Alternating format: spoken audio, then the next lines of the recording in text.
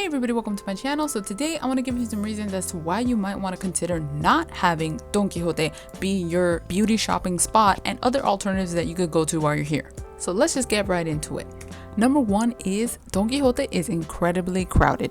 Because these stores are basically a one-stop shop where you can get pretty much anything and everything, it's heavily packed with a lot of tourists who are doing like a lot of last-minute shopping, so it doesn't make for the best shopping experience. Number two is that Donki does not have the best deals with regards to shopping if you're shopping as a tourist. Tax in Japan is 10%, and just by you being a visitor and showing your passport, you can get that off in your purchase. Apparently that's changing from like next year, but for more info on that, you can watch this video by Allison in Tokyo.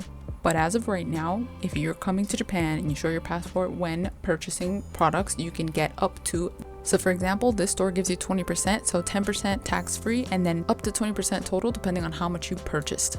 And if you live in Japan, you can sign up for either a point card or some kind of reward system for most of the major drugstores. Matsumoto Kiyoshi is really nice because you can not only get Matsumoto Kiyoshi points, but you can also get D points at the same purchase. For just one purchase, you can get double points. And the Sugi Pharmacy app has so many coupons, it's an absolute disservice to yourself and your family and your ancestors if you don't sign up.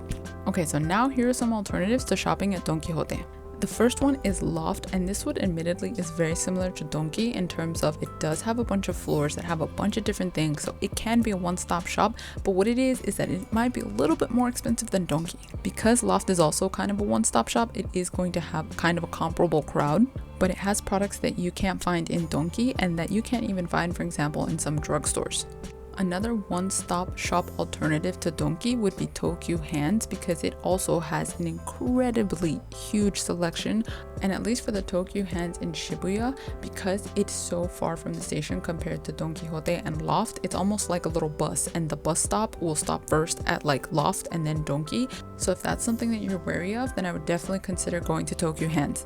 Also, little fun conspiracy theory that I'm not going to take the time to verify on the internet, but I'm pretty sure that this little funky looking sign here is just the character for Hands, very stylized. One place that you might not immediately think of like, ooh, I'm gonna go get cosmetics there, would be electronic stores such as Big Camera. But actually most Big Camera stores have a like keshohin or cosme uriba, or a section where they sell cosmetics. And depending on the size of the Big Camera, it's not like a little rinky-dinky section where they only sell like two things. Like they'll have an actual giant area where they sell a bunch of cosmetics. It's similar to Loft in that they have brands like Verdio that I haven't seen in drugstores, and for example this Bikuro in Shinjuku also has a Uniqlo and a GU. Yamada Denki is another electronic retailer that's like a one-stop shop. You can see the first basement is dedicated to beauty products, toiletries, and beauty devices. The same goes for Yodobashi Camera, and this one in Akihabara is absolutely ginormous. Obviously, another appeal of the Donki stores is that most of them, if not all of them, are open 24 hours. But this Sugiya-kyoku in Shibuya and a lot of the Sugiya-kyokus I've seen are also open 24 hours. This Tsuruha drug in Shibuya is also open 24 hours, and it's further away from Shibuya Station than Donki, so it's usually pretty empty. Also, outside the Tsuruha store, someone put a sticker of my bias, Jesus, that's right, my Lord and Savior. And this is not an alternative to Donki itself per se, but just the Mega Donki, because right across the Mega Donki, there's another Don Quijote! And I promise you, it is just a quick walk across the street. It's not even gonna take a minute. You just cross the street and look, bam, we are across the Mega Donki, but we are also about to enter another Donki. So this is a good alternative, at least for now.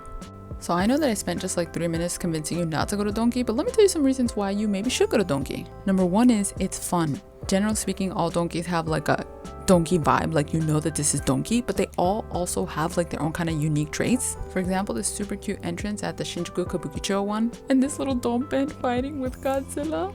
This is from another store, and it just adds so much personality to each store. They also have Donpen earrings, and a lot of stores have bundles that you can't find in drugstores. And really unique finds like this phone that's hands-free. You connect with Bluetooth, but then you use the handle? That's just a couple of feet away from these biodance masks. You can find the red and blue in most drugstores, but the green and yellow you don't really see. Or things like this Tom and Jerry Sika mask. But yeah, I absolutely love Donki, and I do spend a lot of time there just looking at products and other random stuff. But yeah, so let me know if you've ever been to Japan, if you've ever been to any of these stores, or if there's any of these stores that you would want to go to. Anyways, as always, hope you have a good day. Remember, God bless me, your best!